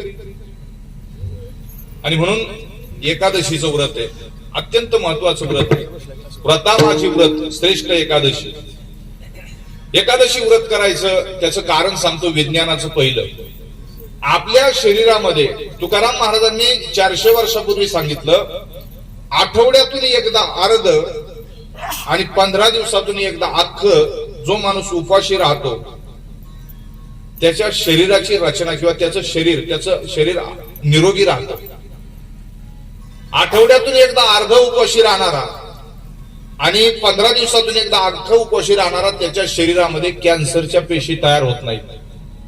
ही एकादशीच्या व्रताची ताकद आहे.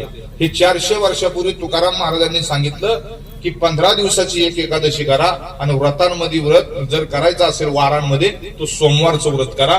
सोमवारी आपण अर्ध उपवास असतो, म्हणजे संध्याकाळचा उपवास सोडतो, आणि एकादशीच्या दिवशी आपण अख्ख उपवासी राहतो, आणि दुसऱ्या दिवशी एकादशी व्रताचं पारणं सोडत असतो. कॅन्सरच्या पेशी आपल्या शरीरात निर्माण होत नाही. हे कुणी सांगितलं? अमेरिकेचा एक बर्निये नावाचा शास्त्रज्ञ, त्यांनी असा लेख लिहिला होता की जी माणसं 15 दिवसातून एकदा अख्खी उपाशी राहतील आणि आठवड्यातून एकदा अर्धी उपाशी राहतील, त्यांना त्यांच्या जीवनामध्ये कॅन्सर सारखा धोका टळतो. ते सामर्थ्य एकादशी व्रताचं. पण तुम्ही म्हणाल बरेच असे वारकरी त्यांना कॅन्सर झालता, याचा अर्थ समजून जायचं, एकादशी नीट पकडलेली नसावी. हा, आमच्या मित्राला विचारलं, हा फलहार करावा, एकादशीला फलहाराला परवानगी आहे, दुधाला परवानगी आहे. एकादशीच्या दिवशी नसल उपवास निघत तर त्या ठिकाणी पर्याय म्हणून उपवासाचे पदार्थ आलेले, पण ते किती खावे त्याला मर्यादा आहे बरं का. एक जण आमच्याकडे बसला, फराळाला खिचडी खायला लागला तर 1 किलो एकटाच खातो. तो जेवलेला बरा की, 1 किलो जर एकट्याला लागत असेल तर जेवलेलं बरं नाही का. फक्त गरजेपुरतं चक्कर येऊन माणूस पडू नये म्हणून तो फराळ आहे. आपल्याला खाऊन चक्कर येते, उपाशी राहिलं म्हणून नाही. विठ्ठल विठ्ठल.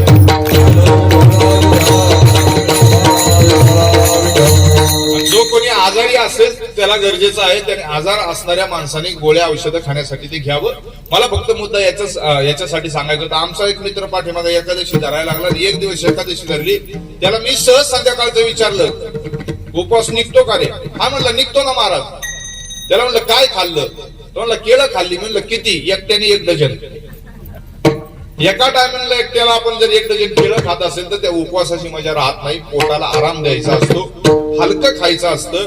तुकाराम महाराजांनी याच्यात अॅनाटॉमी शास्त्र म्हणजे विज्ञान पाहिलं, आरोग्य कसं आपलं निरोगी राहील हे पाहिलं, म्हणून एकादशीचं व्रत आपल्याला दिलं.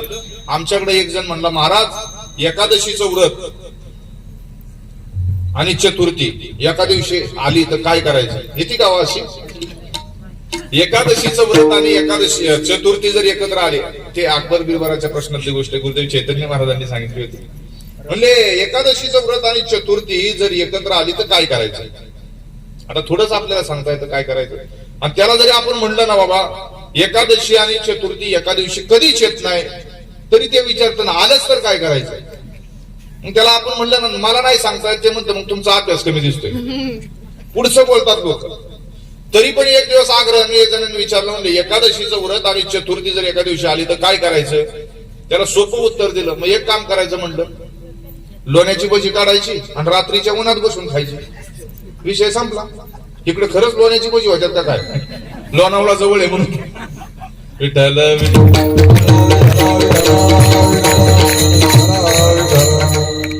तुकाराम महाराजांचं असं मत आहे, तया दंडी यमदूत झाले तयाचे अंकित, तुका म्हणे व्रत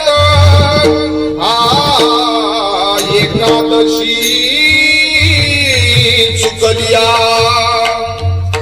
जो कोणी एकादशीचं व्रत त्या ठिकाणी करतो त्याला हात जोडतो यम. यमधर्म वाट पाहे निरंतर आणि जोडून या करतिष्ठत असे. आपण ज्या दिवशी जाणार त्या दिवशी यम स्वागत करतो आपलं. एक तर दांडकं घेऊन तरी करतो, नाही तर हात जोडून तरी करतो.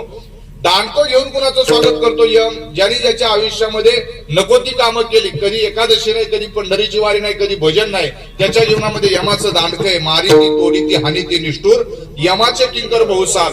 नुसतं कीर्तना जरी बसायला आलो तरी यम तिथं हात जोडून उभा आहे. यमधर्म वाट पाहे निरंतर आणि जोडून या करतिष्ठत असे. यमधर्म सांगे दूता तुम्हा तेथे नाही सत्ता. हे नामाच्या संबंधानं जेथे होय हरिकथा सदा घोष नामाचा, नका जाऊ तया गावा नामधारकाच्या शिवा, सुदर्शन यावा घरटी फिरे भोवती.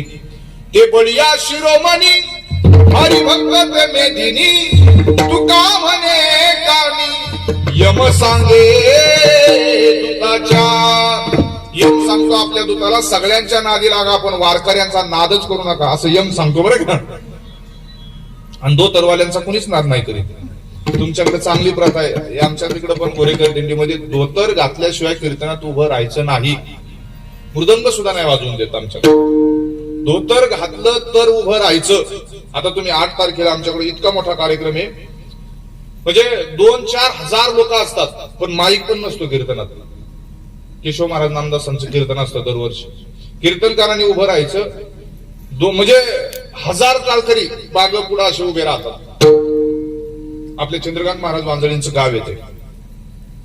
तुम्ही बघा असा सोहळा असतो की तिथं सगळे धोत्रामध्ये दिसतात. महाराष्ट्रात कोणी कीर्तनकार आला तरी तिथं वंदन करतो. आणि दुसरी एक गोष्ट सांगतो धोत्राची. ज्यावेळेस भगवान श्रीकृष्ण परमात्मा, मला आता मला लक्षात आलं आणि सांगितलं सुद्धा, आमच्या रुपाली दिदीने सांगितलं की बाबा इकडे आमच्याकडे अशी प्रथा आहे. घटना अशी आहे, ज्यावेळेस भगवान श्रीकृष्णाला मारायला गोकुळामध्ये अनेक राक्षस आले. कोण कोण आलं? अग बग केशी मारिले बाळपणी अवघी दैत्यखानी. ही प्रकरणं तुम्ही सगळी पाहिलेली आहेत. आग मारला, बगासूर मारला, काकासूर मारला, सगळ्यांना देवानी मारलं. एक राक्षस त्याच्यामध्ये आला होता, महाबळ नावाचा भट. तो राक्षसच होता, पण वेशात कुणाच्या आला? वारकऱ्याच्या आणि ब्राह्मणाच्या वेशात आला. काय घातलं होतं त्यांनी? धोतर घातलं होतं. देवानी सगळ्यांना मारलं, पण धोतर घालणाऱ्याला मारलं पण जीवे नाही मारलं. विटंबीला भट दिला पाठीवरी पाठ, जानवे तुटले पंचांग फाटले. धोतर गळाला असेल पण घालून तर आला होता ना. म्हणून कीर्तनात धोतर गळालं तरी घालायचं बरं का पोरांनो. का घालायचं धोतर? जर परमात्मा धोत्रावरती लक्ष देत असेल, भटाला जर मारलं नसेल तर धोतर का घालू नये? घातलं पाहिजे. तुम्ही जा गाडीवरती जर टू व्हीलरवरती असेल आणि चौकामध्ये जर पोलिसांनी अडवलं तर पोलीस अडवणार नाही असं नाही, अडवणार, 4-2 गोष्टी बोलेल, पण तोच नंतर म्हणेल रामकृष्ण हरी जा तुम्ही कीर्तनाला. तुम्ही आणि तसं कीर्तनामध्ये या तुमच्याकडून पावती फाडल्याशिवाय राहणार नाही. तो पावतीच घेणार आणि पावतीशिवाय कीर्तनाला जाऊ देणार नाही. हे धोत्राचं सामर्थ्य आहे. म्हणून धोतर ही आमची परंपरा आहे. बरं वाटलं, छान वाटलं. विठ्ठल विठ्ठल.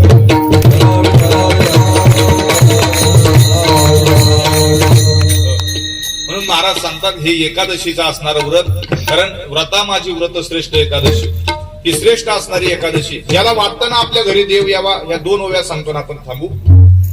जो एकादशीचा व्रती माझा, तो सर्व तपव्रत तीर्थांचा राजा, मजावले तो गरुड ध्वजा परिग्रह तो माझा.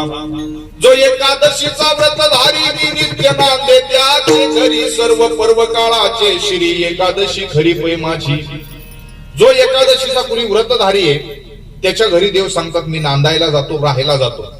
जो एकादशीचं व्रत करतो देव सांगतात तो मला आवडतो. एकनाथी भागवत अध्याय क्रमांक 11 1267 आणि 1268 क्रमांकाच्या 2 ओव्या तुम्ही निवांत पाहून घ्या. फक्त आणि फक्त देवाच्या मुखातून आलेल्या आहेत एकादशीच्या व्रतासाठी. रुक्मांगदा कारणी एकादशीचा छंद तिने परमानंद प्रगटला. एकादशी व्रत करणाराला त्या ठिकाणी भगवान परमात्मा दर्शन देतो, त्याच्या समोर प्रगट होतो. आणि म्हणून ही पांडुरंगाची आमची हरिदिनी आपण हे एकादशीचं व्रत केलं पाहिजे. गोकुळामध्ये एखाद्याला चांगला मुलगा पोटाला यावा असं वाटत असेल ना, तर त्या माता भगिनींनी त्या कुटुंबातल्या सगळ्या माणसांनी एकादशी करावी. गोकुळामध्ये नुसते यशोदा आणि नंदबाबा एकादशी करत नव्हते, अख्खं गोकुळ एकादशी करत होतं. भागवताने असं सांगितलं एकादशीचा प्रसाद म्हणजे भगवान श्रीकृष्ण परमात्म्याचा जन्म आहे. भगवान परमात्मा जन्माला का आले हे एकादशी व्रताचं सुद्धा पुण्य त्या नंदबाबाला यशोदा मातेला मिळालं, म्हणून गोकुळामध्ये देव त्या ठिकाणी राहायला आले. म्हणून एकादशी इतकी महत्वाची आहे. म्हणून महाराष्ट्रामध्ये एकादशीला खूप मोठं प्राधान्य आहे. पांडुरंगाला एकादशीचं व्रत करणारा त्या ठिकाणी आवडतो. म्हणून आमच्या महाराष्ट्राचा एकच रंग कोणता? पांडुरंग. याच्या सारखा रंग कोणताच नाही. पांडुरंग कसा आहे बघा, आपण त्याच्याकडे निघालो ना, माणसं इथं मेकअप करतात. आळंदीतून निघाली ना, पावडर बिवडर सगळं ब्युटी पार्लर मधून जाऊन आलेली असतात. पण पंढरपूरमध्ये पोहोचल्यानंतर सगळी एकामेकीकडे पाहतात, सगळेच सारखे दिसतात. पुन्हा सारखे बाप रखमादेवर विठ्ठलाचे भेटी आपल्या सौसाठी. तसं तुकाराम महाराज अभंगाच्या शेवटच्या चरणामध्ये रंगलाया रंग, रंगलाया रंग, रंगलाया रंग, रंगलाया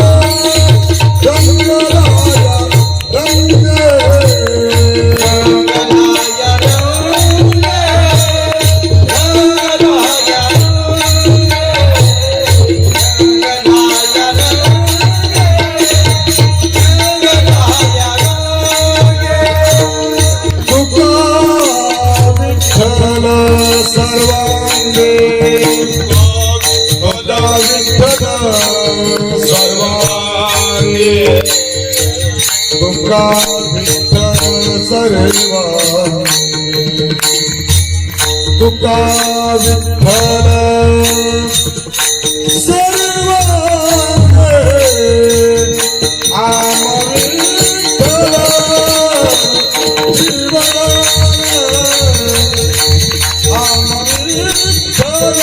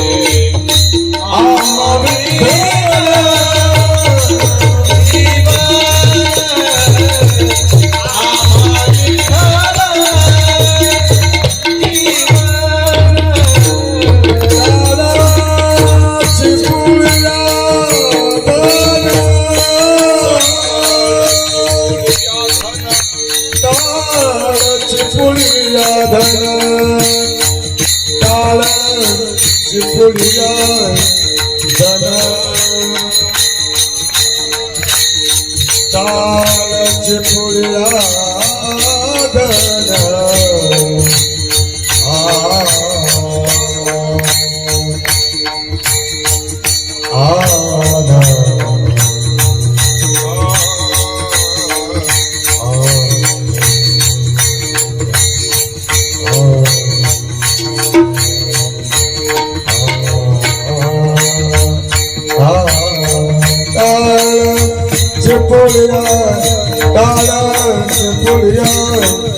धन आम्हा विठ्ठल जीवन तालच पुरी या धन तालच पुरी या धन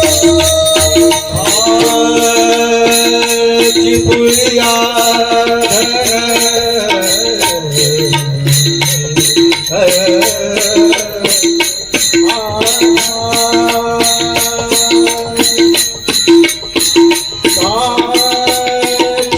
पुरिया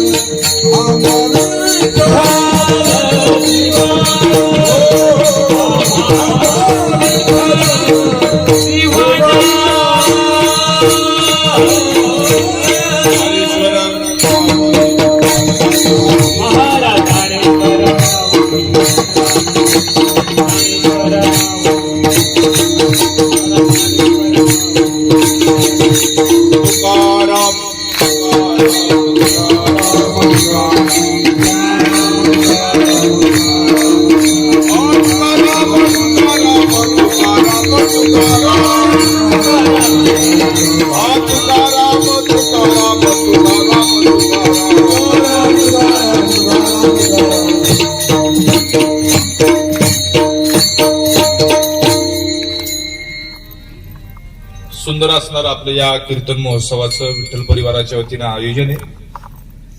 संस्थापक आदरणीय आपले आमदार साहेब सुनील अण्णा शेळके, तदनंतर त्यांच्या बंधू सुधाकर दादा शेळके, अत्यंत चांगल्या पद्धतीची वारकऱ्यांची ही मोठी सेवा हा परिवार करतोय. आपल्याला जे जे पाहिजे ते त्या ठिकाणी हे सगळं उपलब्ध होतंय. जे जया पाहिजे ते आहे रे. वारकऱ्यांच्या संगतीत एकदा संतांचं नाव घेतलं की सगळं मिळतं. ज्ञानोबारांचं तुकोबाराचं नाव घेतलं आणि कोणी उपाशी राहिला दाखवा. फक्त तुम्ही कीर्तनकारांना विचारा. तुकाराम महाराजांचा अभंग घेतला आणि उपाशी राहिला, कीर्तनकाराला फक्त विचारा. ताकद नाही महाराज. हो, पण एवढंच कसदार ऐकायला शिका. समाजामध्ये जी काही रंजकता पाहतो आपण, थोडासा विचार करा, अंतर्मुख व्हा.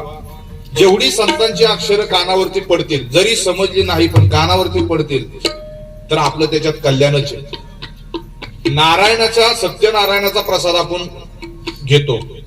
तो असतो शिराच, पण त्याला काय म्हणतो आपण? घरामध्ये करतो त्याला काय म्हणतो?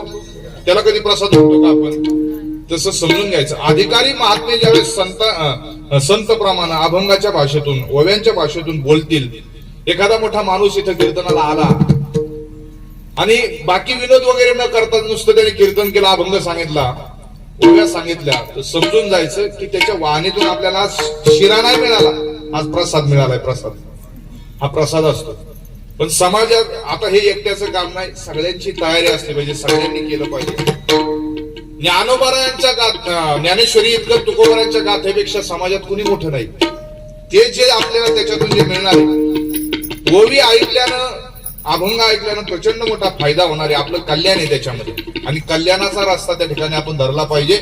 हा पण मार्ग कल्याणलाच जातो, म्हणजे हायवेचा नाही सांगत, आपला संप्रदायाचा मार्ग कल्याणाचा मार्ग आहे. आणि मग कशामध्ये कल्याण हे आपण ओळखलं पाहिजे. असं कुणी विद्वान एखादा आला, फोन करून सांगा, आम्हाला बारकिडा सांगा, नाटाचे अभंग सांगा. आपणही म्हणलं पाहिजे कधी कधी कीर्तन करायला. असं विसरू नका कधी तुझा हरिपाठ पाठ आहे का म्हणून. अधिकार आहे, आपण विचारलं पाहिजे, म्हटलं पाहिजे. कीर्तनकाराने हरिपाठ केला पाहिजे, काकडा आला पाहिजे. त्याच्यामध्ये जो आनंद आहे तो बाकीच्या गोष्टी आहे का महाराज? ज्याची वाणी नामस्मरणाने भिजली, आमच्याकडं काही ठिकाणी नामस्मरण महिन्याची वारी, हरिपाठ, काकडा येणाऱ्यांना त्या ठिकाणी सेवा असते. कधीतरी एखादी सेवा वर्षातून आमच्याकडे वाटायला येते. मला मुख्य मुद्दा त्याच्यातला एक सांगायचा आहे. आपण सगळे इथं कशासाठी आलोय? मजा करायसाठी आलोय का कल्याण करायसाठी आलोय? कल्याण. मग आपल्याला कल्याण पाहिजे असेल तर कल्याणाचाच मार्ग आपल्याला त्या ठिकाणी विचारला पाहिजे. कल्याणला जायचंय आणि तुम्ही इकडे साताऱ्याला जाऊन पोहोचला, तिथं साताऱ्यात गेल्यावर म्हणते बावळट झाली का काय, इकडे कशाला आलेत घेणं? ही फुकटची येरझारा आपल्याला नाही करायची. इथं आपण आपलं घर सोडलंय, सगळा वेळ सोडलाय, कामं सोडलेत, आणि इथं कशासाठी बसलोय? आपलं कल्याण व्हावं म्हणून. मग कल्याणाच्या गोष्टी या ठिकाणी आपण चिंतन केलं पाहिजे, ऐकल्या पाहिजेत. कीर्तनकाराचं काय आवडलं नाही आवडल्यापेक्षा त्यांनी गाथेतलं काय सांगितलंय, माथेतल्यापेक्षा गाथ्याला खूप महत्व आहे. ज्ञानेश्वरीतलं काय सांगितलं, याचं सगळ्यांनी मिळून आपण चिंतन करूयात. सगळ्या उपस्थितांना धन्यवाद. आमच्या हरिभक्तीपरायण नितीनजी महाराज काकडे असतील, गणेशजी महाराज जांभळे असतील, त्यांनी या ठिकाणी पुन्हा पुन्हा या सेवेचं निमंत्रण दिलं. अगदी आमचे विनेकरी बाबा दीपक महाराज खेंगरे असतील, सुंदर गायक आहेत. मला सगळ्यांच्या नावाचा परिचय नाही. भीमाजी भानुसगरे महाराज, तदनंतर असू द्या, सगळ्यांच्या नावाचा उल्लेख करून आमचे केदारी महाराज आहेत, आमचे मित्र भेगडे केदार दादा, ही सगळीच मंडळी, मृदंगवाले नेहमी भेटतात. पण मी त्यांना नाव नाही विचारलं, त्यांनी कधी रागराग नाही केला, नाही घेतलं म्हणून. महाराज, एक गोष्ट सांगतो, आपण कीर्तनात जर बसलो ना, ज्या दिवशी आपल्याला वाटेल ना कीर्तनकार महाराजांनी आपलं नाव घेऊ नये, त्या दिवशी समजायचं परमार्थाच्या पहिल्या पायरी आहेत आपण. पहिल्या कुठं सारखं वाटलं ना नाव घ्यावं, मग समजून जायचं आपण कल्याणासाठी नाही आलो, आपण हितासाठी नाही आलो. गरिनादारी मल्हारीची वारीच व्हायची मग आपली. हे वाटलं पाहिजे. परमार्थ आपल्याला गाथेत घुसायला शिकवतो, अंतर्मुख करायला शिकवतो. तुकाराम महाराजांनी आपला मोठेपणा कुठे गाथेत सांगितला का? माऊलींनी सांगितला का? नाही सांगितला. का नाही सांगितला? मला देवापेक्षा मोठं जगात काहीच नाही, मी मोठ्याच्या बरोबर आहे, आपण पण मोठ्याच्या बरोबर आहे. सप्ताह हा मोठा आहे, सप्त्या इतकं गावातलं दुसरं काहीच मोठं नसते, जत्रा सुद्धा मोठी नसते लोकांना जरी वाटत असली तरी. सप्त्यापेक्षा मोठं काहीच नाही. झाला अधिक वेळ तुमचा घेतलाय, ओव्हर टाइम झाला आपला, थोडासा 10-15 मिनिटं होऊ द्या, काही हरकत नाही. सगळ्यांना धन्यवाद देऊन, किंबहुना तुमचे केले हे धर्मकीर्तन सिद्धी नेले, येथ माझे चिवरले पायी पण सहज ब्रह्मरसाचे पारणे, अर्जुना लागी केले नारायणी, तिये अवसरी पाहुनी पाठलो आम्ही. शिष्टमवाल्यांना सुद्धा धन्यवाद. उद्यापासून लक्षात ठेवलं ना, आजचं कीर्तन आपलं पहिलं होतं, पत्रावळी वाढवण्याचं काम केलं. उद्यापासून चांगले चांगले पदार्थ आपल्याला मिळणार आहेत. सगळ्यांना चांगला प्रतिसाद द्यायचा. विठ्ठल जय जय.